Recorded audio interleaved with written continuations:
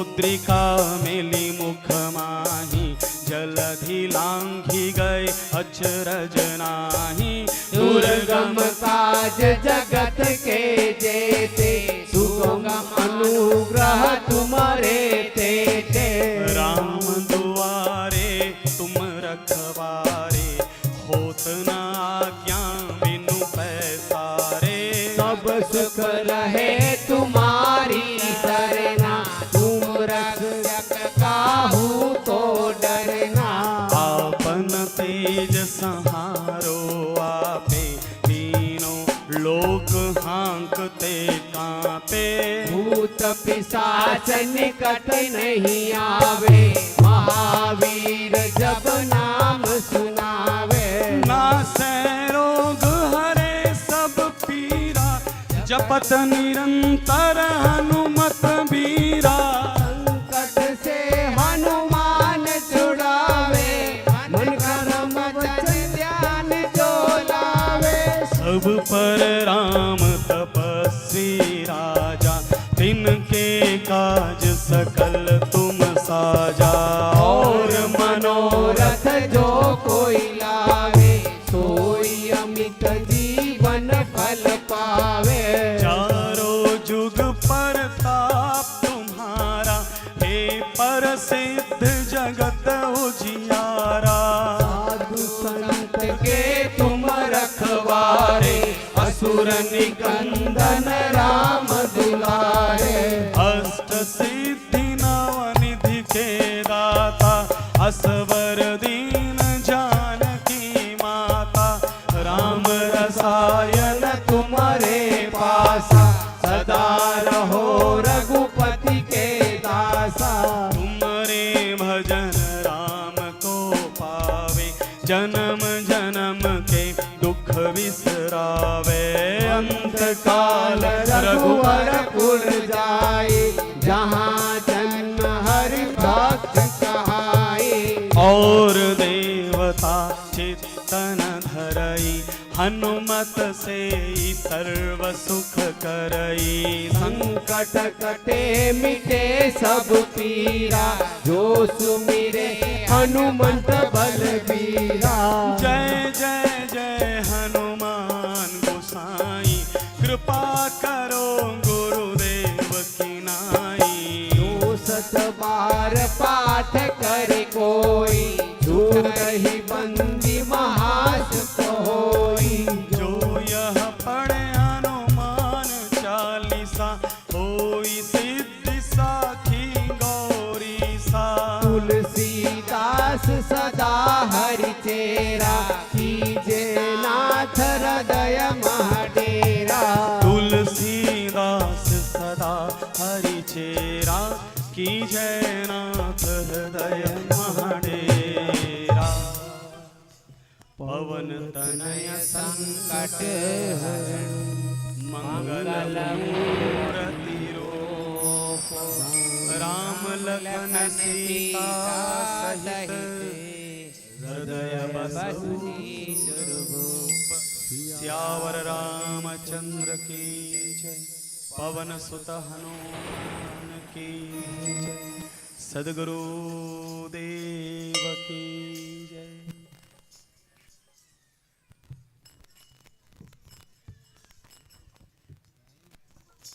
असित गिरि समम स्यात् कज्जलम सिंधु पात्रे, सुरतरुवर शाखा लेखनी पत्र मुर्वी। लिखति यदि गृहीत्वा शारदा सर्वकालम, तदपि तव गुणानामीश पारम न याति। वास्तव में हम लोगों को तो कोई अधिकार ही नहीं बनता है कि ऐसे ब्रह्मज्ञानी सदगुरु की दीक्षा प्राप्त कर सके। आज जब हम बापू जी की दशा देखते हैं, आप सब देख रहे हैं प्रतिदिन, आप कल्पना कीजिए जिन जिन प्रकार की पीड़ाओं से बापू गुजर रहे हैं। हमको उसमें से अगर शतांश 100 में से 1 भाग भी हो जाए तो हम बिस्तर से नहीं उठ सकते। वो महापुरुष कौन है? वो कौन है महामानव कि अपनी भयंकर से भयंकरतम पीड़ाओं को भूलकर सामने वाले को एहसास भी नहीं होने देते हैं कि वो कितने पीड़ित हैं। हम सबने इतिहास में सुना है कि गुरु गोविंद सिंह को सताया जाता था, लेकिन आज हम प्रत्यक्ष रूप से ऐसे महापुरुष के जीवन को देख रहे हैं और बापू अपने आप को प्रस्तुत करके हम सबको ये संदेश दे रहे हैं कि हम कितने धनभागी हैं। कैसे महान, महान शब्द भी छोटा है, ब्रह्मज्ञानी के लिए क्या महान बोले।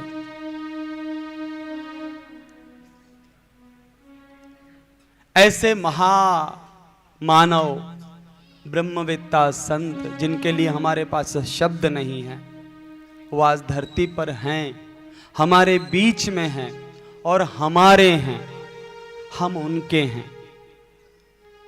लेकिन उनके और हमारे बीच की जो दूरी है वो कैसे मिटेगी, कब मिटेगी, कब हम उन्हें समझ पाएंगे, कब हम वानरों की तरह, वानरों के सहयोग की तरह उनके वनवास का अंत कर पाएंगे। पता नहीं वो शुभ घड़ियां कब आएगी। लेकिन वास्तव में पूरे देश में कई बार कहीं कहीं जाने का अवसर मिलता है, लेकिन ये जो सूरत की धरती है, इस पवित्र भूमि में मुझे लगता है कि मुझे जो मेरे जीवन का अनमोल क्षण, कुछ वर्ष, करीब करीब 25 वर्ष बिताने का समय, सौभाग्य प्राप्त हुआ। मुझे लगता है कि जीवन में और कुछ नहीं चाहिए।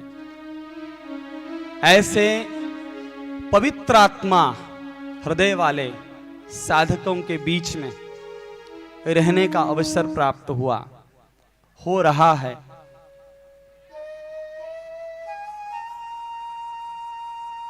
पूरा देश सूरत की ओर देखता है। एक ऐसा सूरत है जहां से प्रति वर्ष एक प्रकाश की किरण, बापूजी के ज्ञान के प्रकाश को लेकर किरणें निकलती है पूरे देश भर में,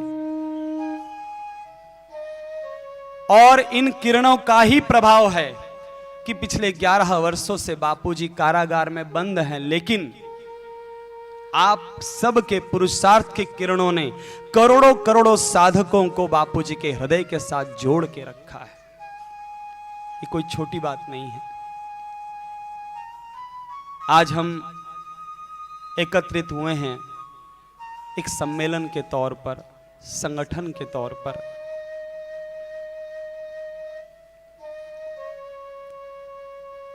पहली बार ये समिति का निर्माण हुआ है। पहला सम्मेलन अमरोली विस्तार में हो रहा है। आप सभी शुभ संकल्प करिएगा। सभी साधकों को परस्पर शुभ संकल्प करना चाहिए कि हम सभी अपने गुरुदेव के सेवा में आगे बढ़ सके। करीब 16 दिन बापूजी के चरणों में जेल में बिताने का मुझे सौभाग्य मिला था पिछले साल। मुझे लगता है कि उन 16 दिनों के बाद अगर मैं मर भी जाता ना, मुझे कोई दुख नहीं होता। मुझे जीवन में कुछ नहीं चाहिए। गुरुजी के पास, गुरुजी का वो जो, क्या बताएं, शब्द नहीं है। हम सभी साधकों के ऊपर बापूजी ने जो प्रेम बरसाया है, एक एक साधक का हृदय साक्षी है, गवाह है।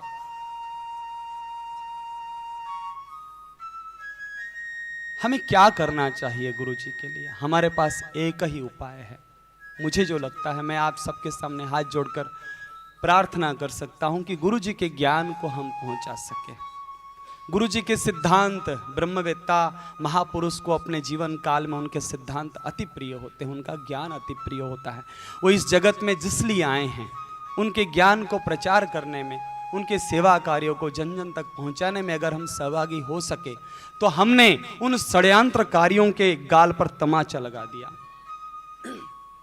जो नहीं चाहते हैं कि किसी भी प्रकार से सनातन धर्म का प्रचार हो।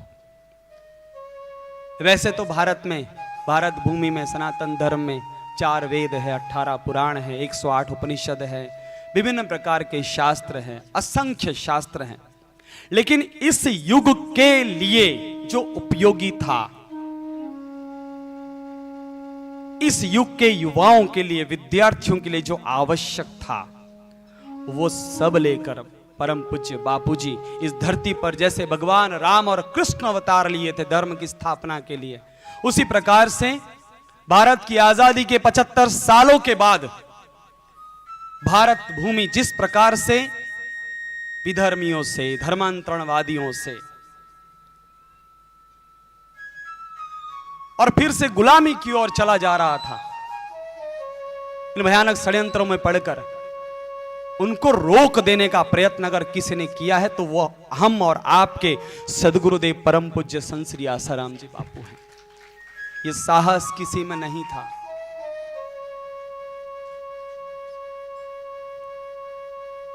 आज अगर हमारे देश में कुछ भी, थोड़ी बहुत भी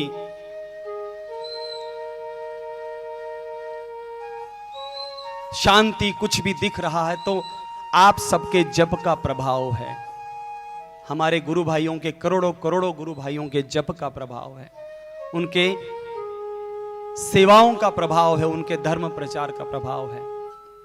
इसलिए प्रतिवर्ष साधक सम्मेलन होते हैं, होते रहेंगे।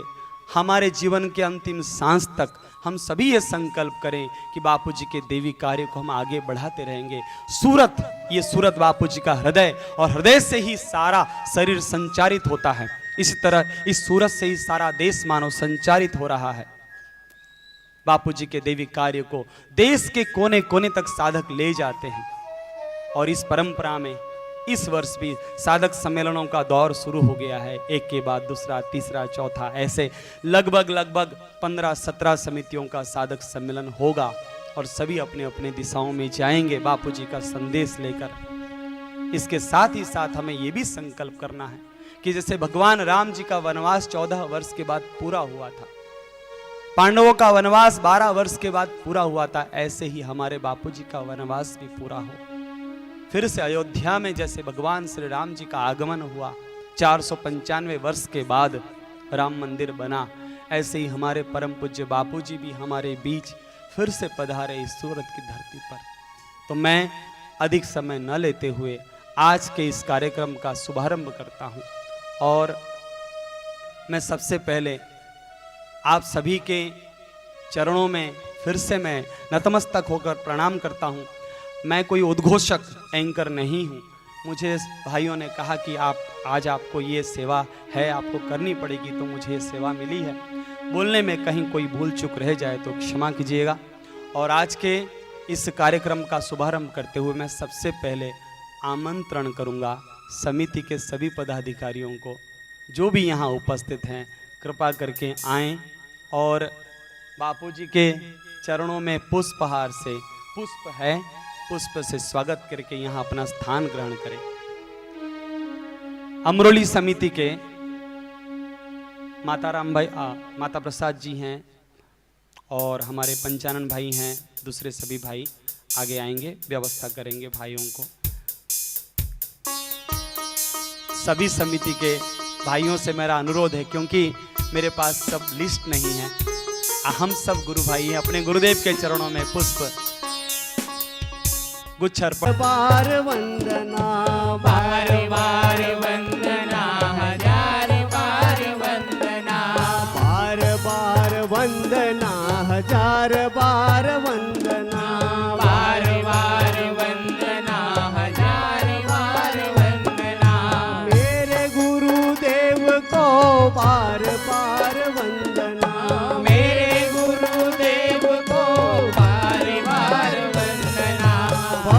के भगवान को बार बार वंदना, भक्तों के भगवान को बार बार वंदना, बार बार वंदना, हजार बार वंदना, बार बार वंदना, हजार बार वंदना, बार बार वंदना, हजार बार वंदना, बार बार वंदना, हजार बार वंदना।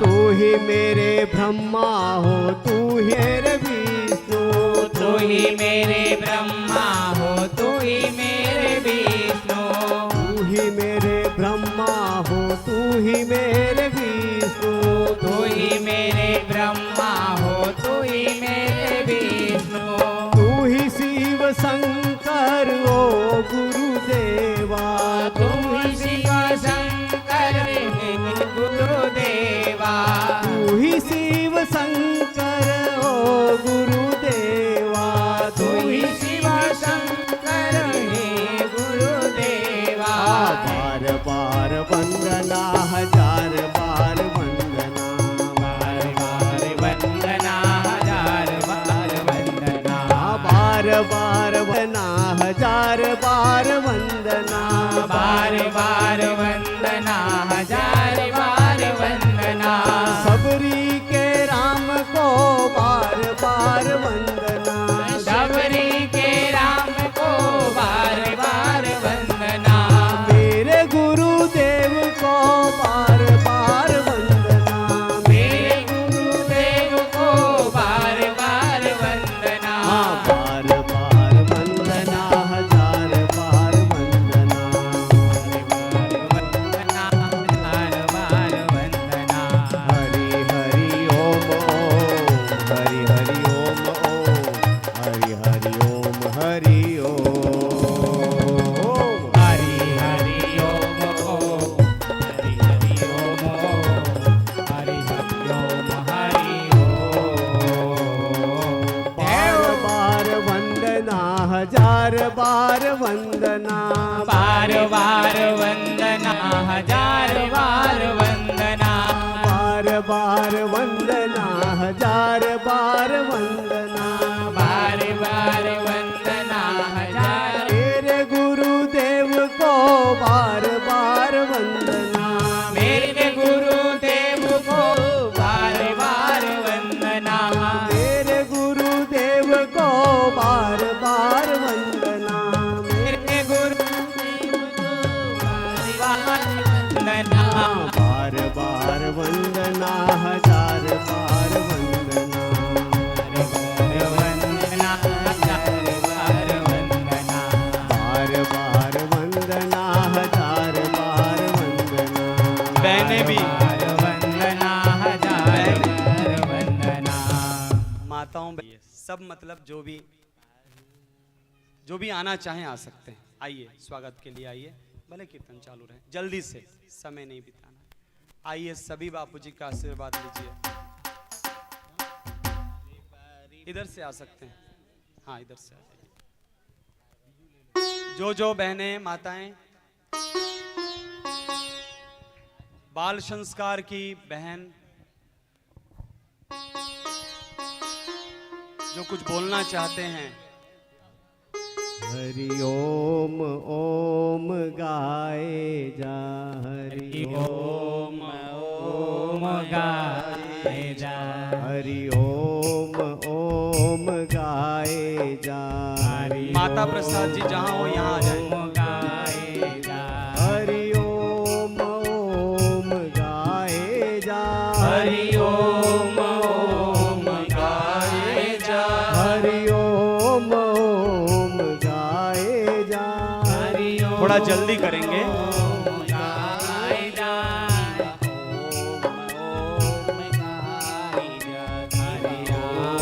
ओम गाए जा,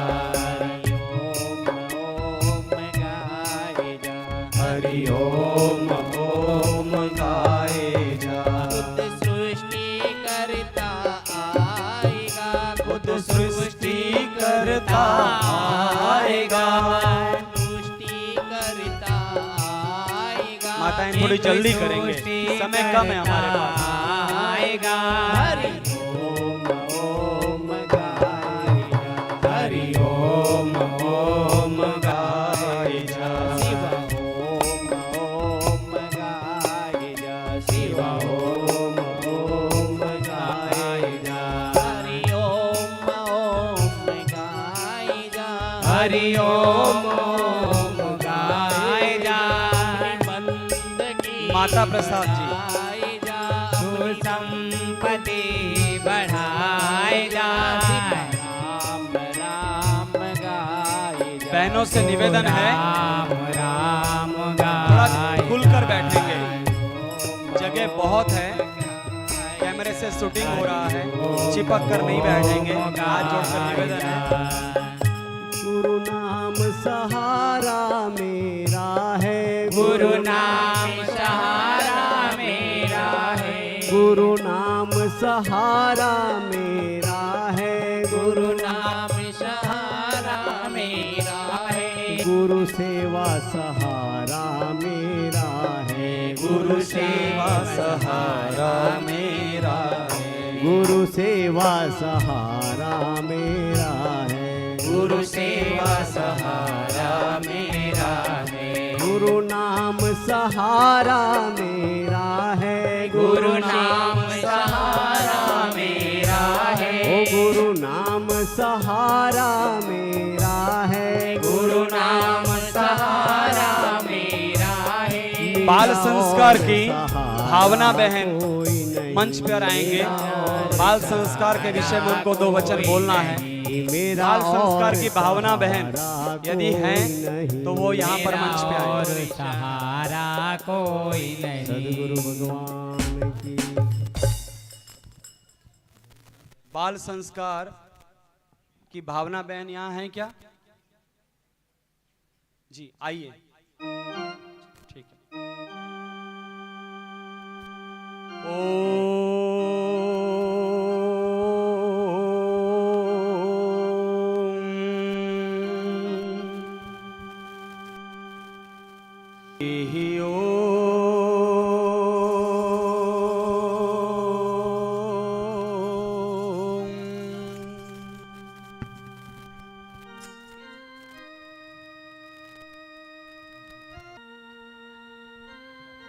अठारह सौ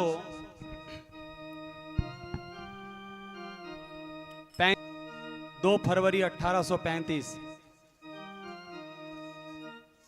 ब्रिटिश पार्लियामेंट में एक चर्चा चलती है कि भारत को कैसे गुलाम बनाया। तो उस चर्चा का सारांश रहता है कि अगर भारत को गुलाम बनाना है तो भारत की रीढ़ की हड्डी को तोड़ना पड़ेगा, और वो है उस बाल संस्कार की भावना बहन हो तो जल्दी से स्टेज पे आ जाएं। उनका विषय है, आपको 1835 की बात बताऊंगा समय की अनुकूलता के हिसाब से। मैं भावना बहन से निवेदन करता हूं कि वो बाल संस्कार के संदर्भ में जो भी अपना वक्तव्य हो वो सबके सामने रखें और सबको उत्साहित करें कि हम सबको परम पूज्य बापू जी के इस दैवी कार्य में बढ़ चढ़कर भाग लेना है। हरिओम। हरिओम। सभी साधक भाई बहनों का दक्षिण गुजरात बाल संस्कार कार्यालय की ओर से स्वागत है। आप सभी से दोनों हाथ जोड़ के नम्र निवेदन है कि चारों ओर बहुत सारी सेवाएं जोर शोर से चल रही है, तो आप सब बाल संस्कार की सेवा की ओर भी थोड़ा ध्यान दीजिए। और ख़ास करके समिति के भाइयों को भी नम्र निवेदन है कि आप सबका जो भी सुझाव है, जो भी आप अपने विचार रखते हैं, आश्रम में या तो कोई भी जगह 1 महीने में 1 बार मिलने का वचन लीजिए या तो संकल्प लीजिए आज के दिन कि बाल संस्कार की सेवा को भी बहुत आगे बढ़ाना है। क्योंकि बाल संस्कार मतलब बच्चों को संस्कार देना का एक केंद्र, जो बापू ने ये सेवा शुरू की है कि बच्चे भारत का भविष्य है। यदि बच्चे संस्कारी होंगे, बच्चे शरीर से, मन से, तन से, सभी ओर से अगर बच्चे बहुत ही बलवान होंगे तो भारत देश अवश्य ही जल्द से जल्द विश्व गुरु बनेगा। तो सभी से नम्र निवेदन है कि आप सभी भी बाल संस्कार से सेवा में जल्द से जल्द जुड़ जाइए। बाल संस्कार की सेवा के बारे में आपको जो भी प्रश्न है, जो भी समस्याएं हैं, आपको बाल संस्कार कार्यालय से आपको उसका सॉल्यूशन मिल जाएगा, हल मिल जाएगा। तो आप सभी से निवेदन है कि आप आगे बढ़िए।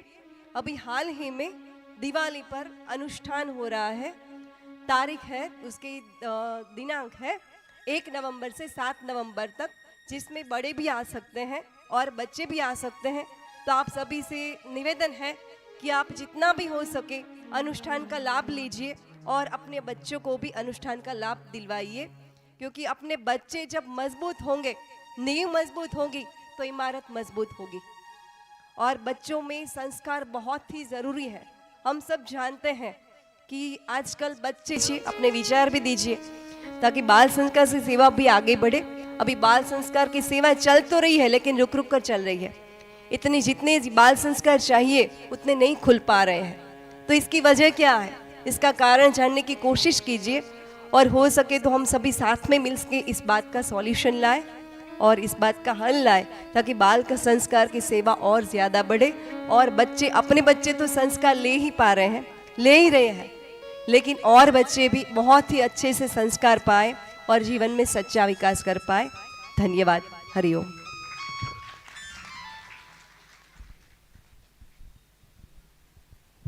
मैं बहन की ही बात को आगे बढ़ाते हुए 2 मिनट में अपनी बात पूरी करूंगा। फिर हमारे आदरणीय पांडेसरा समिति के अध्यक्ष छोटू काका जी यहाँ पधारेंगे 2 वचन सबको अपना अनुभव सुनाने के लिए। बहन ने जैसा कि कहा कि बाल संस्कार की बहुत अहमियत है, महत्व है, मैं उसी बात को 2 मिनट में पूरा करता हूँ। आप सोचिए कि भारत को गुलाम बनाने के लिए एक साजिश होता है 1835 से, और वो 1835 से आज 2024 हो गया, लगभग 250 साल बीत गए। अभी भी वो षड्यंत्र में सफल हुए हैं। और बापूजी ने पहली बार बाल संस्कार का जो एक तूफान लाया पूरे देश में, 18,000 बाल संस्कार चल रहे थे, अभी थोड़े कम हो गए होंगे परिस्थितियों के कारण, लेकिन इन बाल संस्कार केंद्रों की महिमा ऐसी भारी है कि अंग्रेज जो हमारे बच्चों को गुलाम बनाना चाहते हैं, जो आपके बच्चों को गुलाम बनाना चाहते हैं, जो देशवासियों के बच्चों को, विद्यार्थियों को, युवाओं को गुलाम बनाना चाहते हैं, अगर उसको कोई रोक सकता है तो वो केवल बाल संस्कार केंद्र है। आज अगर आप क्रिश्चियन हैं तो आपके बच्चों को बाइबल सिखाया जाता है उनके स्कूलों में, कॉन्वेंट स्कूलों में। अगर आप मुस्लिम हैं तो आपको मदरसाओं में कुरान सिखाया जाता है। लेकिन आप बताइए कि आप अपने बच्चों को क्या गीता, भागवत, रामायण सिखा सकते हैं? नहीं सिखा सकते। हिंदुओं को समाप्त करने के लिए, हिंदुओं की संस्कृति को नष्ट करने के लिए ये षड्यंत्र चल रहा है पिछले 250 वर्षों से। और अगर उसको कोई रोक सकता है तो वो केवल बाल संस्कार ही रोक सकता है। वो अंग्रेज 1835 में ब्रिटिश पार्लियामेंट में जाकर अपना भाषण देता है। उसको 4 साल के लिए सर्वे के लिए भारत भेजा गया है और वो जाकर वहां कहता है कि I have travelled across the length and breadth of India, but I have not seen a single person who is a beggar, who is a thief. And I have seen such wealth in this country that I have never seen anywhere in this world. And the moral values of this nation, the pupil of caliber. So, if we want to destroy this nation, to conquer this nation, only solution is we must destroy their education system, ancient culture. 2 चीज उसने बोला कि मैंने पूरे देश में घुमा, छोड़िए इन बातों को, उसका अर्थ मैं सार बताना चाहता हूं कि उसने सार बात ये कहा कि अगर देश की, इस भारत को गुलाम बनाना है तो 2 चीज करना पड़ेगा। उनके बच्चों को उनकी संस्कृति, उनकी सभ्यता, उनके संस्कारों से दूर लेना पड़ेगा और उनके शिक्षा को बदल लेना पड़ेगा। अब शिक्षा जो कुछ भी चल रहा है, लेकिन बापूजी बाल संस्कार के माध्यम से उन शिक्षा, भारत की प्राचीन सभ्यता को, संस्कारों को फिर से पुनर्जीवित करने का जो साहस कर पा रहे हैं, वो सबसे बड़ी बात है। इसलिए आप सभी माताओं से, बहनों से निवेदन है, यदि आप अपना भविष्य सुरक्षित देखना चाहते हो, यदि आप अपने आप को वृद्धाश्रम में नहीं देखना चाहते हो, तो अपने बच्चों के लिए बाल संस्कार अगर आप सक्षम हैं तो बापूजी के आश्रमों में ढेर सारा साहित्य है, उसके द्वारा बच्चों तक इस ज्ञान को पहुंचाइए। यही हमारी गुरुदेव के चरणों में गुरुदक्षिणा है। मैं इन्हीं वचनों के साथ मैं आमंत्रित करता हूं छोटू काका जी को, पधारिए। छोटू काका, आपके सेवा प्रताप से तो पंढरपुर चमक गया। आइए आइए, पधारिए। ओम नमो भगवते वासु।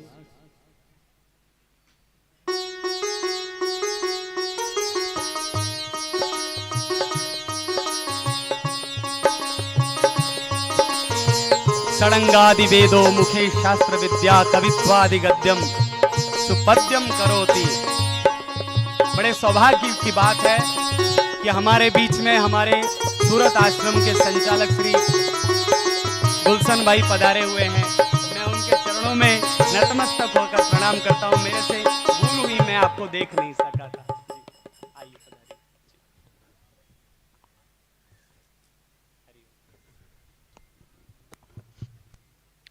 हरि ओम, हरि ओम, हरि ओम।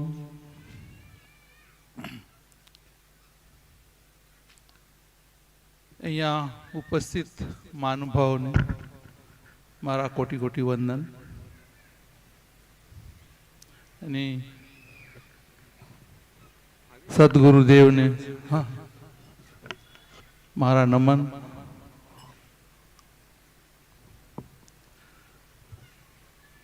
ખરેખર તો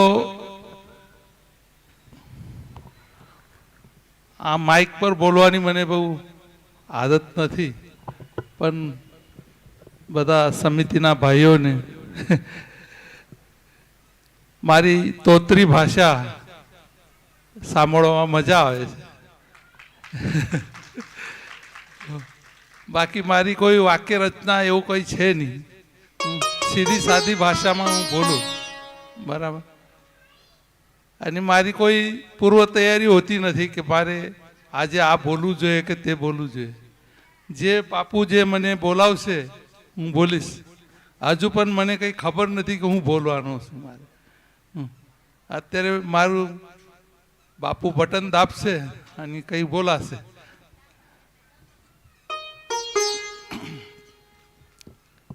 આપણે જે હમણાં વિષય ચાલે છે બાલ સંસ્કારનો, તો આ બાલ સંસ્કાર કેન્દ્ર થી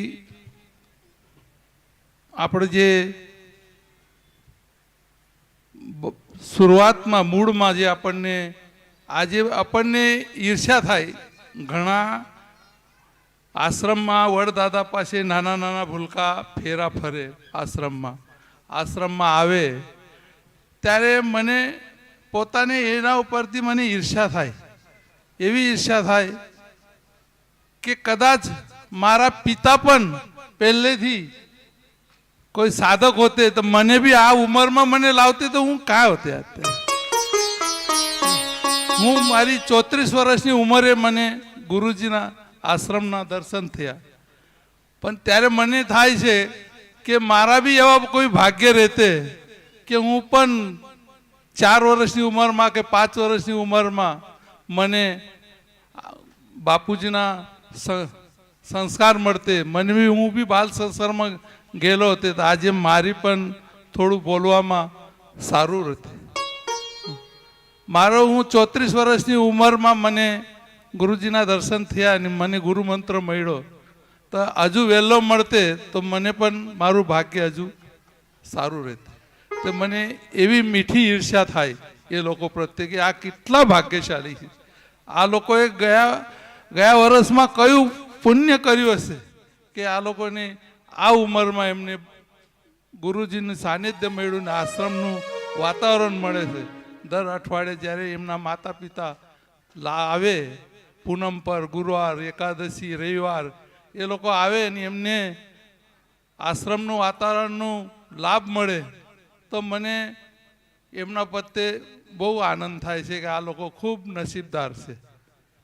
ઘણા વખત અમે પહેલાં બાલ સંસ્કાર ખોલવા જતા ભાઈ આશ્રમવાસી આવે છે જરા સંગીત વગાડો. હરિ ઓમ હરિ ઓમ હરિ ઓમ હરિ ઓમ હરિ ઓમ હરિ ઓમ હરિ ઓમ હરિ ઓમ હરિ ઓમ હરિ ઓમ હરિ ઓમ હરિ ઓમ હરિ ઓમ હરિ ઓમ हरि ओम हरि ओम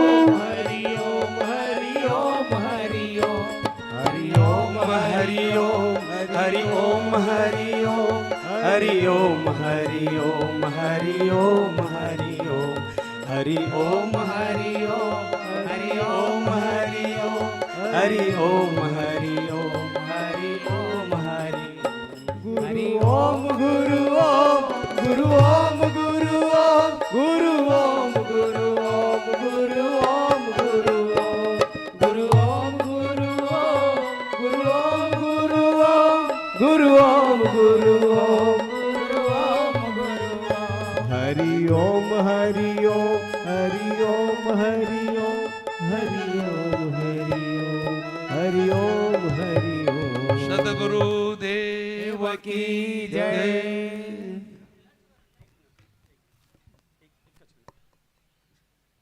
हमारे बीच में हमारे सूरत आश्रम के संचालक श्री तीन संचालक पधारे हैं, श्री भद्रेश भाई, श्री महेश भाई, श्री गुलशन भाई से हम अनुरोध करते हैं, और हमारे मुन्ना भाई अहमदाबाद के वेल्डिंग डिपार्टमेंट के संचालक पधारी है.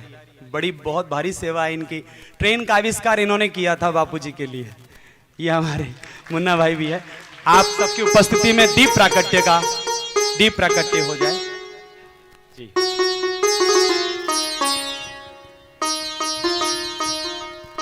दीप ज्योति परम ब्रह्मा दीप ज्योति जनार्दनम दीपो हरतु मे पापम दीप ज्योति नमोस्तुते शुभम करोतु कल्याणम आरोग्य सुख संपदम शत्रुवृद्धि विनाशाय दीप ज्योतिर्नमोस्तुते शांध्य दीपो नमोस्तुते. ओम श्री सद्गुरुदेवाय नमः. श्री छोटू काका. હરિઓમ. બધા જોરથી બોલશો.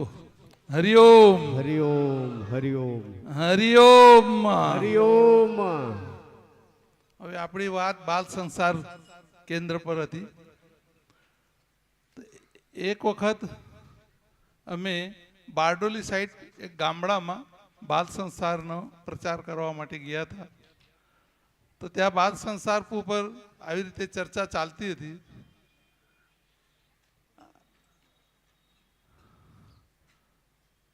તો એક ભાઈએ મને પૂછ્યું કે આ નાના નાના છોકરાઓને આટલું મોટું જ્ઞાન તમે આપો છો, હું આમના મગજમાં કંઈ ઉતરશે? આમનો કંઈ ફરક પડશે? શું ફરક પડશે આમ? તો મેં એમને કીધું કે મકુ તમે બાપુજીનો સત્સંગ સાંભળતા હો તો ઘણી વખત સત્સંગમાં બાપુ કહે છે કે તમે વકીલ બનો, ડૉક્ટર બનો, પ્રોફેસર બનો, ગમે તે બનો,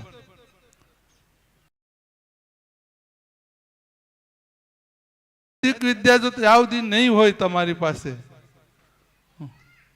તો નકામું છે. તો એમને કીધું મેં કે બાપુજી ઘણી વખત પ્રશ્ન કરતા છે કે એક વસ્તુ તમને એક સોનાની મતલબ એક પુતલી આપે, લોખંડની પુતલી તમને આપે, હા, તો તમે એને સાચવવાનું છે, એને કાટ નહીં લાગવું જોઈએ. વર્ષો સુધી એને કાટ નહીં લાગવું જોઈએ. એના માટે શું કરવાનું? તો તમે એને કલર મારો, કંઈ પેટીમાં રાખો, કંઈ સારા કપડામાં રાખો, તો બી એને અમુક ટાઈમે કાટ લાગવાનો જ છે. તો એને કાટ નહીં લાગવું જોઈએ.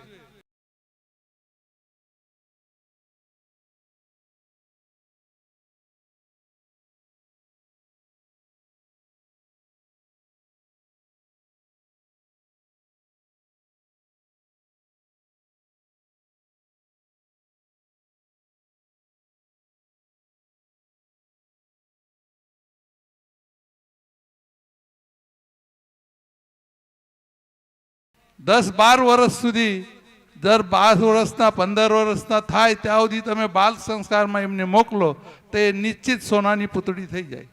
એ ગમે તે ક્ષેત્રમાં જાય તો એને એનો અસર નહીં થાય. કોઈ બી ક્ષેત્રમાં જાય, નેતા બને, કિસાન બને, સૈનિક બને, પોલીસમાં જાય, એને આજે વાતાવરણનો એને અસર નહીં થાય. હવે આપણી વાત આ ઓડિશા સમિતિ, મતલબ 2 સમિતિ થઈ. એક અમારે પાંડેસરામાં એક ઓરિસ્સા સમિતિ અને આ વેડ રોડ પર એક ઓરિસ્સા સમિતિ. એક સમય હતો પાંડેસરા એક હતું, એના 3 ભાગ થયા. પાંડેસરા, ઓરિસ્સા અને યુપી. જ્યારે શરૂઆતમાં જેમ 2 ભાઈઓ 4 ભાઈ હોય એ જુદા પડે ત્યારે બધાને બધું દુઃખ થાય કે આપણે સાથે હતા સારું હતું. પણ સમય આજે આપણો વ્યવહારનો નિયમ છે કે ભાઈ હોય જુદા થાય, બેન હોય સાસરે જાય. શું તો આવી રીતે આપણો વિસ્તાર મોટો થયો અને પાંડેસરામાંથી 3 ભાગ થયા. ત્યારે થોડુંક મન દુઃખ થતું હતું.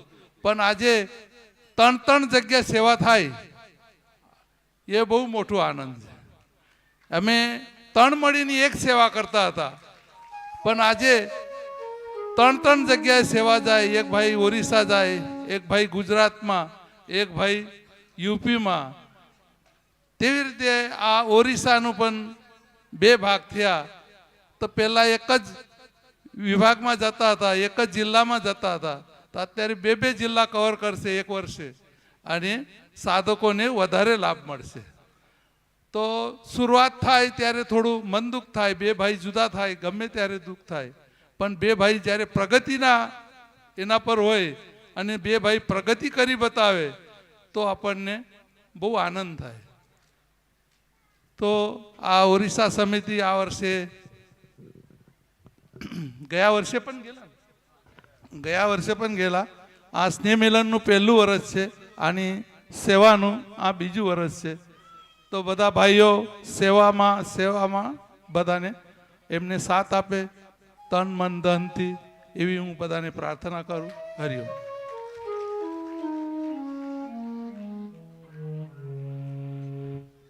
છોટુ કાકાના ખૂબ ખૂબ પ્રણામ છે. છોટુ કાકાને એમની મધુર વચનોથી બધાનો ઉત્સાહ વધ્યો અને જે મેં નહીં કરી શક્યો હતો હજુ સુધી એ કરી નાખ્યા.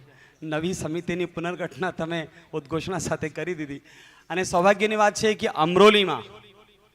અમરોલી અને ઓરિસ્સા અને બીજા પણ બધા ભાઈઓ, भारत एक है, 5 उंगलियां हैं, एक होकर हम काम करेंगे. ऐसे ही इस बार उड़ीसा के 4 जिलों में ये प्रचार अभियान जाने वाला है. 300 किलोमीटर का दायरा कवर करेंगे. और अब मैं आमंत्रण दे रहा हूं हमारे सूरत के अर्जुन बोल सकते हैं श्री राजू भाई को, कतारगाम समिति के वो पधारे. और महाभारत के इस रणभूमि में जिस प्रकार से अर्जुन ने अपने गांडीव के झंकार से विरोधियों का दिल दहला दिया था, आप पधारिए बापूजी के सेवा में. हरिओम.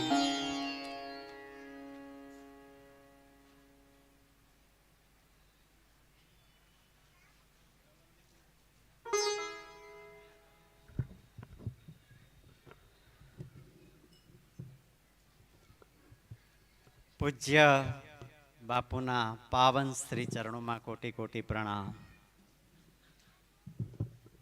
અમારા અરુણભાઈ શું કહીએ, બધાને ખબર જ છે એમની ભાષા, હા, કે બીજાને ક્યાંય ચડાવી દે, પણ આપણે બધા એક છીએ, એક બાપના દીકરા છીએ, એટલે આમાં કોઈ ભેદભાવ નથી. હા, મારી કોઈ એવી સેવાય નથી. આપણે બધા સાથે મળી બાપુના જ્ઞાનનો પ્રચાર કરી રહ્યા છીએ. અને આજે આનંદ થાય છે, ઓડિશા સમિતિનું જ્યારે પહેલું સ્નેહ મિલન થઈ રહ્યું છે. અમારા ઓરિસ્સાના પંચાનંદભાઈ તો અમારા કતારગામમાં રહે છે અને અમારી સાથે જ જોડાયેલા છે. એમની સાથે ગમે ત્યારે સેવા હોય, એ અડધી રાત્રે પણ ફોન કરો તો એ સેવાધારી લઈ અને સાથે હાજર થાય છે. એટલે કતારગામ હોય, ઓડિશા હોય, પાંડેસરા હોય, કોઈ પણ સમિતિ હોય, પણ છીએ તો આપણે એક જ કુળના, એક જ બાપના દીકરા. એટલે આનંદ એ વાતનો થાય કે ભલે હવે ઓડિશામાં 2-3 સમિતિ થઈ, પણ બાપુનું દિવ્ય જ્ઞાનની પ્રસાદી આજે ઘર ઘર પહોંચી રહી છે. વિવેકાનંદ એવું કહેતા કે ભેગા થવું ને એ શરૂઆત છે, ભેગા થવું એ શરૂઆત છે, અને ભેગા રહેવું એ સફળતાની નિશાની છે, અને ભેગા મળીને કામ કરવું ને એ સાચી સફળતા છે. આજે આપણે આ ભેગા મળીને કામ કરી રહ્યા છીએ. ભલે વિસ્તાર અલગ અલગ હોય ભાઈ બહેનો, આજે આ કળીકાળની અંદર આવા ભયંકર કુપ્રચારના વાતાવરણમાં પણ બધા સાધકો સાથે મળીને સેવા અને સાધનાના માર્ગ પર આગળ વધી રહ્યા છીએ. આ બાપુની અસીમ કૃપા છે, આ બાપુની છત્ર છાયા નીચે છીએ છે ને, એટલા માટે આજે આપણે બાપુના ચરણોમાં છીએ, એટલે બાપુના દૈવી કાર્યમાં આપણે લાગેલા છીએ.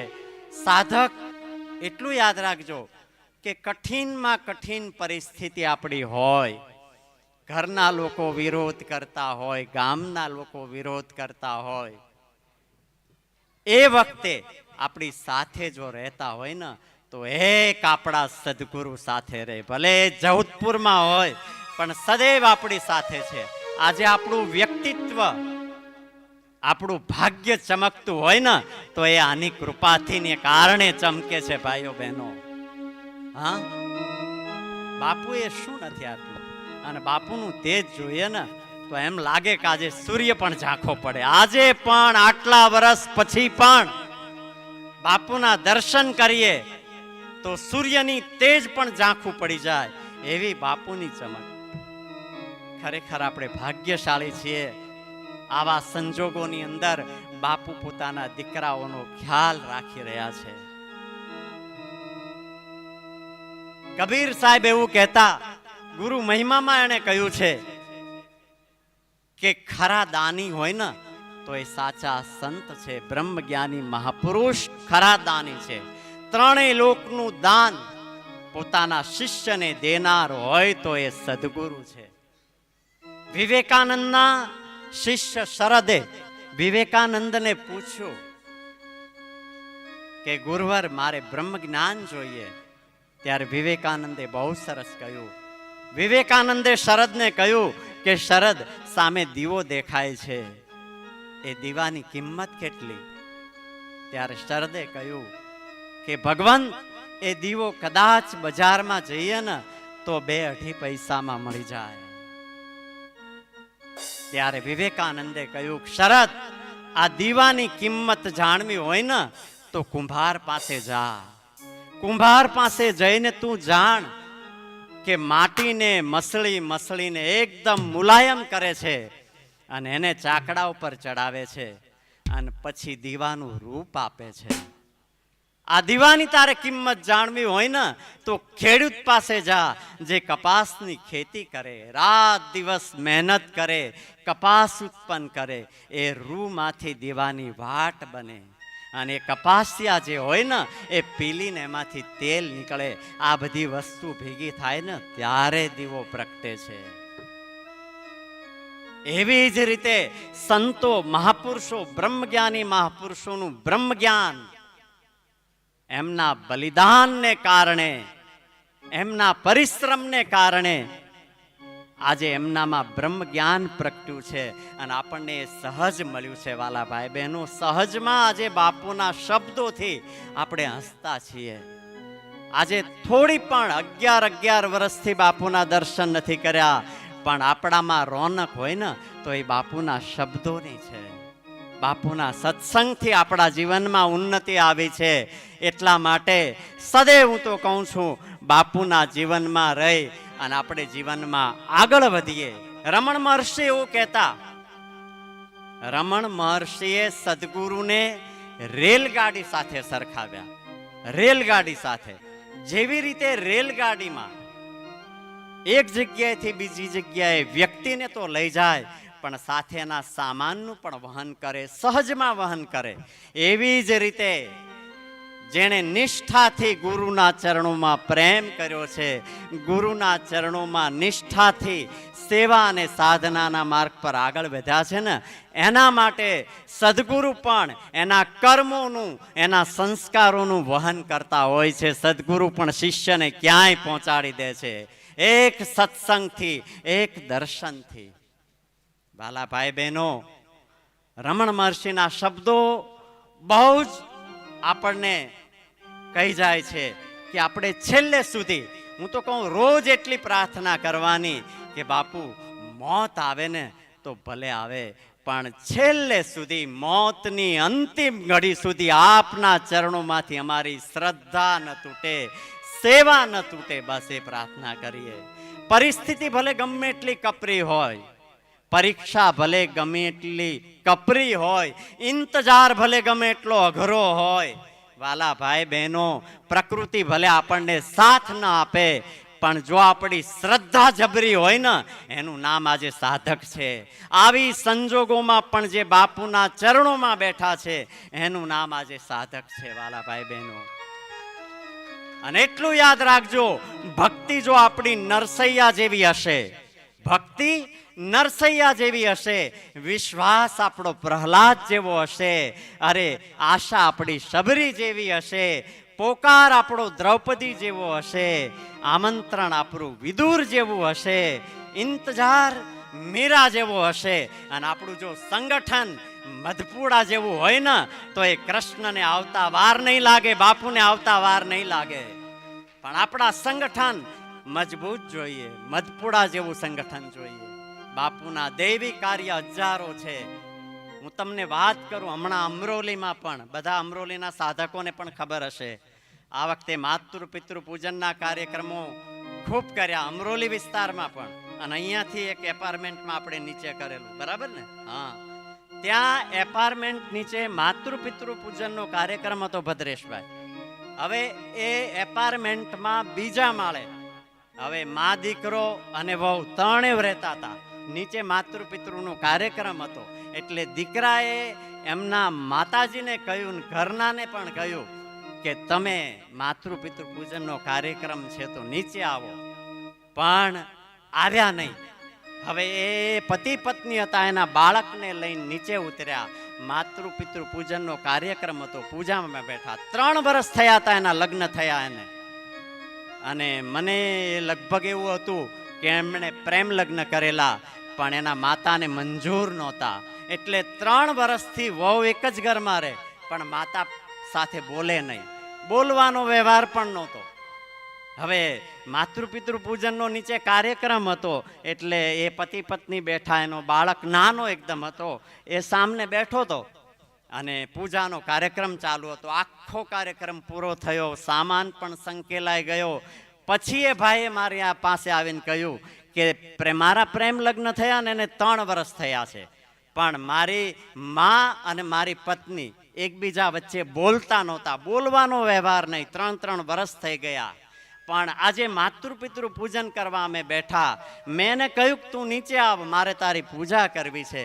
પણ એ નીચે ના આવી. પણ ખબર નહીં, આખો કાર્યક્રમ પૂરો, જ્યારે છેલ્લે અડધો કાર્યક્રમ પૂરો થયો, મારી માં કે ઉપર ગેલેરી હતી, એ ગેલેરીમાં જોઈ રહી હતી. અચાનક ખબર નહીં શું થયું, અડધા કાર્યક્રમ પછી મારી માં નીચે આવી અને અમારી સાથે પૂજનમાં બેઠી, અને છેલ્લે મારી પત્ની અને મારી માં બંને ભેટીને એટલા રડ્યા છે બોલે મને આમ આંખમાંથી આંસુ નીકળી ગયા.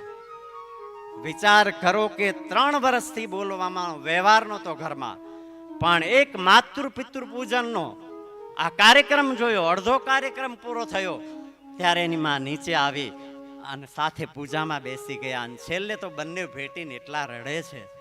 મને થયું કે બાપુનો સંકલ્પ આજે કેટલો ક્રાંતિ લાવી રહી છે. બાપુનો જે સંકલ્પ છે આજે રાષ્ટ્રની અંદર કેટલી ક્રાંતિ લાવે છે.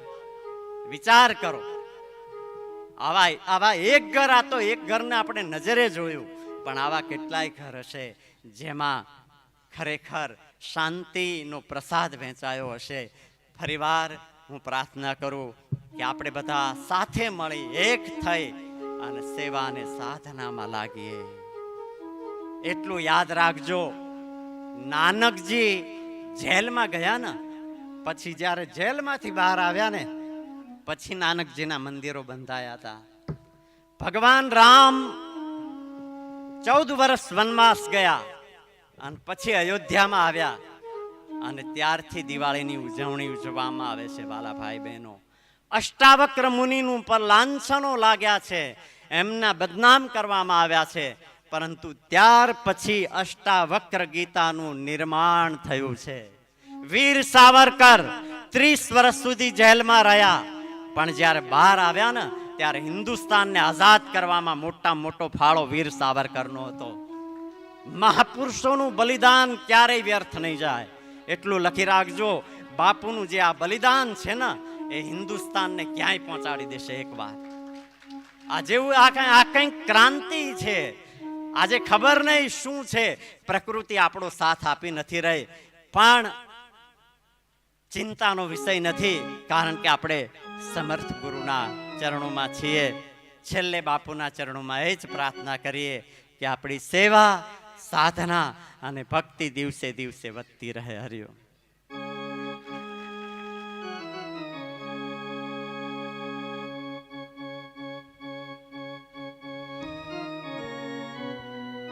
कभी कभी ऐसा हो जाता है कि अगर किसी के बारे में बोलो तो शब्द कम पड़ जाते हैं. मैं कुछ नहीं कहूँगा, साधो साधो. आपने जो कुछ कहा है वो सब हमारे जीवन में उतर जाए और हम सभी अपनी सेवा में सफल हो. राजू भाई को खूब खूब मैं अभिनंदन देता हूँ. एक से बढ़कर एक गुरु भक्त यहाँ बैठे हैं, एक से बढ़कर एक बापूजी के हृदय के तारे बैठे हैं यहाँ पर. उसी में से एक पुष्प श्री सोपाराम जी मारवाड़ समिति. पधारो महाराज, भले पधारो.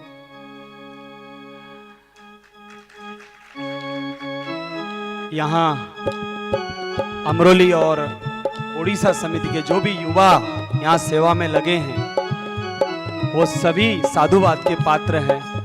सभी जहां हैं थोड़ा वहीं खड़े होकर, उड़ीसा और अमरोली जो नई समिति अपनी बनी है, जो म्यूजिक वाले हैं भले बैठे रहें, सभी जरा खड़े होकर खाली हरिओम कर दीजिए 2 हाथ जोड़कर. जो उड़ीसा और अमरोली के जो साधक भाई बहन संगठित होकर इस भव्य कार्यक्रम का आयोजन किए हैं, वो सभी जहां हैं वहां खड़े होकर आप जी बहुत बहुत धन्यवाद. माता प्रसाद जी कहाँ हैं? जी धन्यवाद.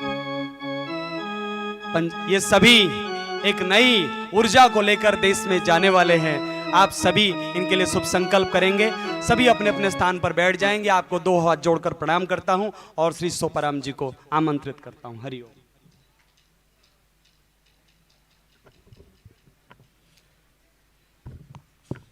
हरिओम.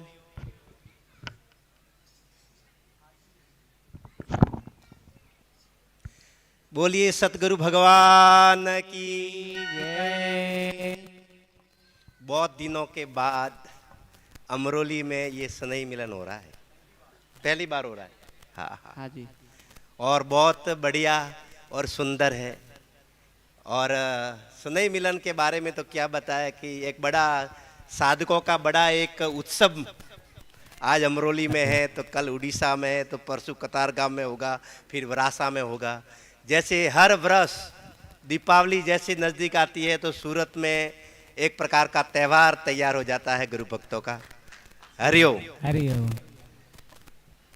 अरुण भाई हमारे राजू भाई और बापू के लाडले तो एक से एक है। हमको तो बुलाए जाते बापू, हमारे से भी ज़्यादा और बढ़िया बोलने वाले भी अंदर बैठे हैं। हरिओम, ये पक्की बात है। और इस समय में जो भी बैठे हैं बापू जी के जितने भी लाडले हैं जो नियम कर रहे हैं, वो ऐसा एक भी साधक नहीं है कि बापू के कई उनको अनुभव हुए हैं। हरिओम, सब अपने अपने अनुभव में बैठे हैं। मैं ऐसे ही आप में से किसी को बुला दूं ना तो वो भी 10 बजा देगा, परंतु अपना अनुभव पूरा कर पाएगा नहीं। दूसरी बात, मैं आपसे ये निवेदन करूंगा, समय के अनुसार और बापूजी ने जो करवटें ली है, भारत देश को, विश्व को किस मोड़ को ले जाना है, उसी तरफ मैं आपसे ये कहना चाहूंगा, साधकों के अंदर कई प्रकार की भावनाएं हैं। हरिओम। तो मैं कभी कभी ऐसे बापूजी के दृष्टांत भी होते थे, सत्संग में भी आता है कि गुरुजी एक शिष्य को तो बोलते हैं कि तेरे को वो दीवार बनानी है। हरिओम। और दूसरे शिष्य को कहते हैं तेरे को वो दीवार बनाने नहीं देना। सुन रहे हो हरिओम जी? इसलिए मैं तो आपसे यही कहूंगा कि जो गुरुजी कह रहे हैं ना, उनको हमको मानना है, गुरुजी के वचनों को मानना है। यदि हमारे अंदर कुछ ताकत है, जो भी हम संगठित हो रहे हैं जहां भी, तो गुरुजी से रूबरू मिले। क्या मिले? कभी कभी हमको भी लग रहा है कि ये तो होना ही चाहिए, करना ही चाहिए। तो मैं तो साधकों से यही निवेदन करना चाहूंगा, यदि आपके अंदर कुछ ताकत है, कुछ हिम्मत है, तो जरूर हम सब गुरुजी के पास में निकट जाके मिले। और मिल सकते हैं, और हजारों साधक मिलते हैं। और बापूजी कहते हैं, कई बार साधक वहां पर आते, बापूजी आपका केस हम संभालेंगे। बापू ने बोला चलो संभालो आप भी। बापू ने आज तक किसी को ना नहीं दिया है, परंतु वो भी अपने हिसाब से थक करके फिर साइड हो जाते हैं। इसलिए मैं आपसे इस वातावरण के हिसाब से मैं ये कहना चाहता हूं कि गुरुजी की जो आज्ञा है ना, उसको हमको मानना है। मेरे मन में भी कई प्रकार के होता था, मैं भी बोलता था, करता था, परंतु जब गुरुजी के नजदीक जाते हैं ना, हरिओम, तो बापूजी का कोई अलग ही इशारा होता है। इसलिए मैं बड़ी समिति से, गुरु भाइयों से मैं ये कहना चाह रहा हूं कि इस समय के अनुसार यदि आपके अंदर, सबके अंदर कुछ अपनों को करना है, मैं ये नहीं कहता कि अपनों को नहीं करना है, अपने मन में आए वो करना ही चाहिए, परंतु गुरुजी का संकेत लेकर करना होगा। ये मेरे को थोड़ा दिल में लग रहा है, इसलिए मैं सभी समितियों को ये कहना चाह रहा हूं। दूसरी बात मैं आपसे ये कहना चाहूंगा कि बापूजी के ब्रह्म वचन है। बापूजी ने कहा था कि चलो मैं अभी एकांत में तो हूं, मेरे कई बेटे और मेरे साधक भी अंदर है, पहले मेरे साधक बाहर आएंगे, फिर नारायण मेरा बेटा बाहर आएगा, और बाद में मैं आऊंगा। हरिओम। ये ध्यान देना प्रभु जी। तो अभी सब कुछ तो बाहर आ गए हैं, हमारे नारायण साईं जी अंदर है, तो यहाँ पर विराजमान सभी समितियों से भी मैं कहना चाहूंगा, यदि आप हम सबको कुछ करना ही है तो थोड़ा साईं के बारे में कुछ, इस बारे में मैं आश्रमवासियों से भी कहूंगा, हमारे भद्रेश भाई को भी, और जो भी विराजमान है उसकी तरफ अपन को थोड़ा इशारा होना चाहिए। हरिओम। हरिओम तो बोलो भाई। हाँ। और सेवा की महिमा तो हमारे राजू भाई ने बताई कि भाई जितने भी महापुरुष हुए थे वो जाने के बाद मंदिर बने थे, जाने के बाद उनका इतना प्रसार हुआ था, परंतु हमारे बापूजी का तो हयात काल में आज कितने कितने आश्रम बन गए हैं। बापूजी के हर घर में मंदिर बन गया है, साधकों के करोड़ों मंदिर बन गए। और मैं कहता हूं व्यासपीठ से कि बापूजी के जाने के बाद तो ऐसा कोई गांव बाकी नहीं रहेगा कि वहां पर बापू का मंदिर नहीं बनेगा। जय हो। इसलिए हमारे सभी साधक भाई और बहनों को मैं ये कहना चाहता हूं कि बापूजी का जो सिद्धांत है, बापूजी ने कहा है कि ये गुरु महिमा गांव गांव में जाकर उसका प्रसार करो।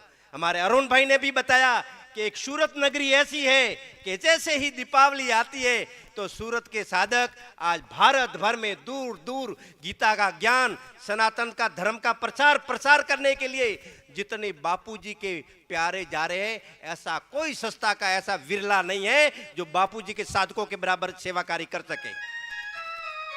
भारत माता की जय, भारत माता की जय, वंदे मातरम, वंदे मातरम। हरिओम हरिओम। हरिओम हरिओम।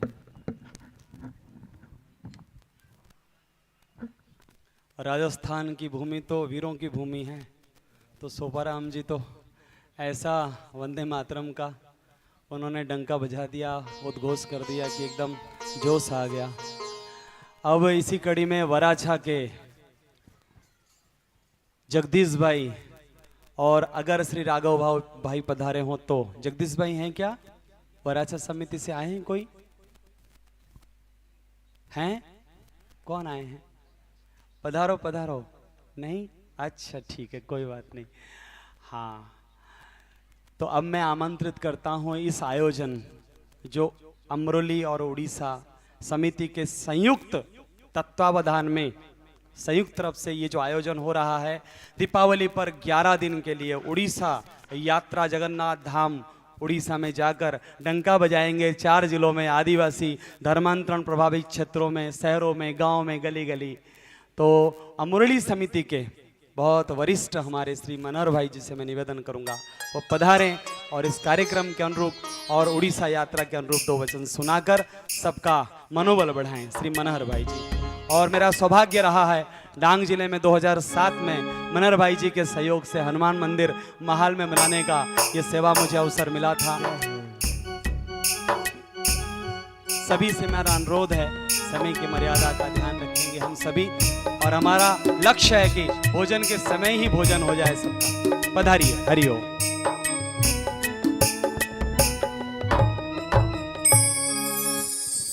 हरिओम हरिओम। ओडिशा हरिओम हरिओम हरिओम। आप सबમાં વસેલ ગુરુ તત્વને મારા કોટી કોટી પ્રણામ। ઓડિશા સમિતિના સહયોગથી ઉત્તરાયણ અમરોલી કોસાર છાપરાભાઠા સોસાયટીનો આ પ્રથમ સ્નેહ મિલન કાર્યક્રમ છે અને મારો બોલવાનો અનુભવ બી પ્રથમ જ છે, માટે કંઈ આમતેમ થાય તો માફ કરજો। અમારે હાલ સમિતિ તરફથી દર રવિવારે કીર્તન યાત્રા અને દર ગુરુવારે શ્રી આસારામનો પાઠ, કીર્તન, ધ્યાન, ભજનનો પ્રોગ્રામ ચાલે છે। આ પ્રથમ સ્નેહ મિલન છે એટલે અગાઉની વાત કરું અને અરુણભાઈએ કીધું તે પ્રમાણે અમારી સમિતિએ આવા ડાંગમાં મહાલમાં એક ત્યાં અમે દર વર્ષે ભંડારો કરતા હતા। કોરોના કાળ પછી અમે દર વર્ષે જઈએ તો ખરા, પણ અગ્નિ નિમિત્તે પૂજા કરાવીએ, અર્ચના, હવન, ધ્યાન, ભજન, ધજા ચરાવીએ અને 100-200 માણસોને જમાડીએ છીએ। અમારી સમિતિ અગાઉ દર વર્ષે વર્ષમાં એકવાર આઈ કેમ્પ કરતી અને તેમાં મફત ચશ્માનું વિતરણ અને મોતિયાનું ઓપરેશન કરાવી આપતા હતા। તેમજ માતૃપિતૃ પૂજન અમારું દર વર્ષે અત્યાર સુધી ચાલુ જ છે। અમારા સમિતિ તરફથી હાલ પણ મોતિયાના ઓપરેશન છેલ્લા 12 વર્ષથી રેગ્યુલર ચાલુ જ છે। જે કોઈ જરૂરિયાતમંદ આવે એને વિનામૂલ્યે 1 પણ રૂપિયો લીધા વગર ઓપરેશન કરાવી આપીએ છીએ। એવા ઓપરેશન અમે અત્યારે આ 10 વર્ષમાં લગભગ 250 જેવા કરી આપ્યા છે મફત। હવે પ્રભુ, મારી બીજી એક વેદના છે, મને ખબર નથી કે આ ઉચિત છે કે અનુચિત છે, પણ મને આ બધા મારા કુટુંબીજનો ભેગા થયા છે, સાધકજનો ભેગા થયા છે, એટલે કહેવાનું મન થાય છે કે મારા બાપુજી 12 વર્ષથી બહાર છે। એ જેલ મંદિરમાં નથી પ્રભુ, એ જેલમાં છે। એમની એક કોતરી છે, નીચે ચારપાઈ છે, ઉપર એક પંખો છે, પીવાનું એક માટલું છે, ગ્લાસ છે। એમને કોઈ સાચી ટ્રીટમેન્ટ મળતી નથી, એમને ખાવાનું પણ નથી મળતું હોતું, એમને જાત જાતની બીમારી ઘેરાઈ ગયા છે। તો પ્રભુ, આપણી શું ફરજ? મારું તમને બધાને એક પ્રાર્થના છે, તમે તમારા અંતરાળ ફરજ જ નથી. બાપુએ મને એમાં આપ્યો, બાપુએ મને બાપુથી અમે સુખી થઈ ગયા, બાપુથી અમારી બીમારી મટી ગઈ, અમે ખૂબ ખુશ છે. તમારું બધી વાત બરાબર, તમારે કંઈ ફરજમાં આવતું જ નથી. તો પ્રભુ એને માટે કંઈ વિચારજો. તમે સંગઠન તો બનાવો, રાજુભાઈએ કીધું સંગઠન બનાવો, તો સંગઠન બનાવો, સંગઠન બનાવો. તમે પૂછો, આવીને આશ્રમમાં આવીને પૂછો. તમારી જિલ્લાની સમિતિ છે, એ મોટી સમિતિના બહુ ધુરંધરો પડ્યા છે, એમને પૂછો કે ભાઈ મારા બાપુની શું કાર્યવાહી ચાલે છે, બાપુ માટે શું છે. પ્રભુ મારી પ્રાર્થના ભૂલચૂક ક્ષમા કરજો. હરિઓમ.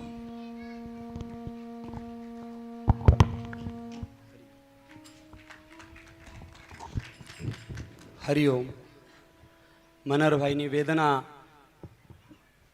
કરોડો કરોડો સાધકોના વેદના છે, એટલે તમારી વેદના સાથે આપણે પણ છીએ. કાળનું ગતિ છે, સમય આવશે. જેમ પાંડવો હતા, કેવા કેવા ધુરંધરો, અર્જુન, યુધિષ્ઠિર, નકુલ, સહદેવ, ભીમ, 12 વર્ષ સુધી, ભગવાન રામજી ને 14 વર્ષ સુધી. તમારી જે હૃદયની વેદના છે, તમારી વેદના બાપુ સુધી પહોંચી રહી છે. અને સાધકો તો એકલા જ્યારે નિયમમાં બેઠતા હોય ત્યારે હૃદયથી રડતા હોય છે કે બાપુના દર્શન ક્યારે થશે. એટલે આપના વેદનાને મેં આવકારું છું, પ્રણામ કરું છું. અને આપણે સૌ મળીને સંકલ્પ કરીએ કે આપણે પણ કંઈક આ ધર્મ યુદ્ધમાં ભગવાન રામજીની સેના જેવી રીતે રાવણના વિધ્વંસ માટે આગળ વધી હતી, આપણે પણ આપણા તરફથી જેટલું બની શકે એટલું સહયોગ આપીએ, સંકલ્પ આપીએ. તો તમારા વેદનાને મેં આવકારું છું. ખૂબ ખૂબ પ્રણામ છે પ્રભુ. હવે આજનું પ્રસંગને ફરીથી આગળ વધારતા, फिर से आगे बढ़ाते हुए मैं हमारे बिलिया समिति के श्री महेंद्र भाई भी हैं, श्री प्रवीण भाई भी हैं, श्री रमेश भाई जी भी हैं. तीनों में से मैं आप सभी को आमंत्रण देता हूं. अब आप तय करिए कि मंच पे कौन आ रहा है. जी, बहुत बहुत साधुवाद. मेरा सौभाग्य है कि प्रवीण भाई के साथ पिछले 7-8 वर्षों से सेवा का अवसर मिला है, बिलिया समिति के साथ सेवा का अवसर मिला है. मैं सचमुच में धनभागी हूँ. सूरत की तमाम समितियों का मुझे के साथ सहयोग और सेवा का सौभाग्य मिला है. श्री प्रवीण भाई, बिलिया समिति. बधाई. હરિઓમ. દરેકના હૃદયમાં બિરાજમાન મારા ગુરુ તત્વને નમસ્કાર. આમાં માવીપણું આમ પહેલાંથી ફાવા ઓછું, પણ મારી હું તળબળથી ભાષામાં વાત કરી લઉં, જે મતલબ મારી માતૃભાષામાં. ગુજરાતી ચાલશે ને? 3 દિવસ પહેલાંનો અનુભવ કહું. અમે લોકો ડાંગમાં ત્યાંના જે વક્તાઓ મહંતો બેઠા હોય એમના કોન્ટેક્ટમાં હોઈએ, કેમ કે એમનો પ્રોગ્રામ હોય ત્યારે બાપુના શિષ્યોને બોલાવે અને આપણો હોય ત્યારે એ લોકો આવતા હોય સંત સંમેલનમાં. ત્યારે યશોદા દીદી, જ્યાં 70 અનાથ બાળકીઓનો એક આશ્રમ છે ત્યાં, તો એ નડિયાદ ગયા હતા સંતરામ મંદિરમાં. તે મેં કીધું બેન, ત્યાં પેલા એલ્યુમિનિયમમાં તમે ભોજન બનાવો છો તો એ 70 બાળકીઓની બુદ્ધિમાં કેટલી ખરાબ અસર થાય. તો મેં કીધું તમે વાસણ લેતા જાઓ. તો પર્વત પાટિયા આવ્યા એ રાય, અને મેં કહું તમને ગમે તે બધું લઈ લો. એટલે સ્ટીલના મોટા બર્તન ને બધું લીધું, બાકી તો બધું જ લીધું એમને. એટલે 30,900ના વાસણ લીધા, બરાબર ને? તો એ જ્યારે આવ્યા ને ત્યારે એમનું ડ્રાઇવિંગ કરવાવાળા એક સંત હતા. આવ્યા ત્યારે એટલે અમે સ્વામિનારાયણ સંપ્રદાયથી હતા જૂના. એટલે મેં કહ્યું આ તો અમારા નરનારાયણ સંપ્રદાયના સ્વામી છે, અને સ્વામીને ત્યાં પ્રોટોકોલ હોય કે સ્ત્રી સાથે વાત ના કરી શકે, સ્ત્રીનો પડછાયો ના લઈ શકે, એ રીતના ત્યાં નિયમો છે એમ. એટલે મેં પછી અમારા ઘેર જમવા આવ્યા સ્વામી, યશોદા દીદી બધાએ જમ્યા.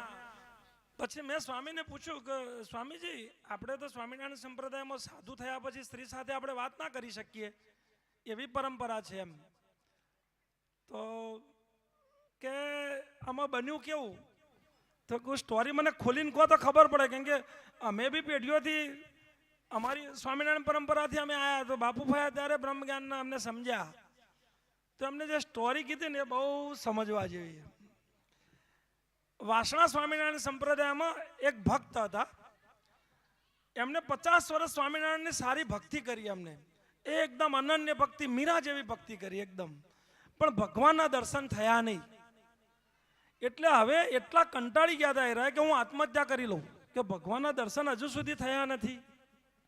એ ભાઈએ જે સ્વામીએ સ્ટોરી કીધી, અને આ સ્વામીના મિત્ર, વાસ્તવમાં સ્વામી નતા, આપણા જેવા ગૃહસ્થી જ હતા.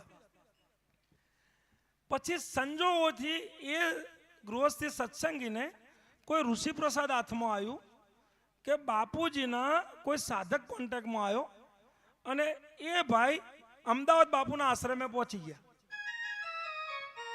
અને બાપુજીની શિબિર ભરી, બાપુજીનો ગુરુમંત્ર લઈ લીધો, અને એમને ખબર પડી કે ભગવાન કંઈ અલગથી નથી આવતા, ખાલી દ્રષ્ટિ બદલવાનો હોય, હૃદય મંદિરમાં અનુભૂતિની વસ્તુઓ, અને એ વ્યાપક એવી એમને ખબર પડી ગઈ. પછી તો એટલું બધું જ્ઞાન પ્રાપ્ત થયું એમને, તે આ સ્વામીના કોન્ટેક્ટમાં આવ્યા. હવે આ સ્વામીએ ધ્યાની સ્વામીની અમદાવાદમાં ધ્યાની સ્વામી ગુરુકુળમાં 7 વર્ષ એમની પીએ તરીકે સેવા કરી. ધ્યાની સ્વામી એટલે આદરણીય સંત ગણાય સ્વામિનારાયણ સત્સંગમાં. એમને શરીર છોડી દીધું, તે છતાં ખટકો મોજૂદ, અંદર કંઈ ઘટતું હતું સ્વામીને. અને પેલા સત્સંગી સ્વામીને મળ્યા કે સ્વામી, આપણે ભલે વેશ બદલીએ, ગમે તે કરીએ, બાકી આપણે છીએ કુંડાળામાં જ. આપણે સનાતનને મૂળભૂત વસ્તુને આપણે સમજ્યા નથી એમ. અને હું સમજ્યો છું તો સ્વામી કે મને સમજાવો. તે 6 મહિના સુધી એ સ્વામિનારાયણ સત્સંગી બાપુના શિષ્ય બન્યા પછી 6 મહિના સુધી વડતાલ સ્વામિનારાયણ મંદિરમાં જે સ્વામીનો ઉતારો વડતાલ સંપ્રદાય એમને આપે, 6 મહિના સુધી 12 કલાક સત્સંગ કર્યો એમને સ્વામી સાથે. 6 મહિના સલંગ 12 કલાક, ખાલી બપોરે એક ટાઈમ થોડી ખીચડી ખાવાની, અને બાપુજીનું જ્ઞાન વેચ્યું 6 મહિના સુધી. પછી સ્વામી કે હું બાપુજીના આશ્રમે ગયો, ઘણીવાર ગયો, ત્યાંના સંચાલકે ઓળખ, બાપુજીનું ઋષિ પ્રસાદ વાંચ્યું, અને હજારો બાપુના સત્સંગ મેં સાંભળી લીધા. એટલે પછી મને એવું થયું કે આ નીતિ નિયમોને છોડો અને રાષ્ટ્ર અને સનાતનની વાસ્તવિક જો આપણે ભક્તિ કરવી હશે અને સેવા કરવી હશે તો આપણા તત્વજ્ઞાનને બાપુજીને વેચવું પડશે, બાપુજીના જ્ઞાનને. એટલે પહેલી વાર ડાંગની યાત્રાએ જતા હતા. એટલે મને એમ થયું કે મારા ઘેર જમ્યા સાધકભાઈ, એનો મને આનંદ એમ. આ મારો 3 દિવસ પહેલાનો અનુભવ એમ. પછી આવનાર સમયની અંદર બાપુના શિષ્ય વડલા સમાના છીએ તમે લખી રાખો, કેમ કે પશ્ચિમી કલ્ચરના આધારે લોકો પ્રકૃતિથી બિલકુલ વિરુદ્ધ જતા રહેતા હોય. બિલકુલ ઇંગ્લિશનો આધાર ને આ ઝોમેટો ને ટોમેટો ને આ ને તે બધું જે ઓનલાઈન વાળું આવ્યું ને, જે ફ્રેન્ડશીપ ડે ને આ ડે ને તે ડે, બાપુ આવી ગયા હરિઓમ. આપણે બાપુજીને સાંભળીએ. હરિઓમ.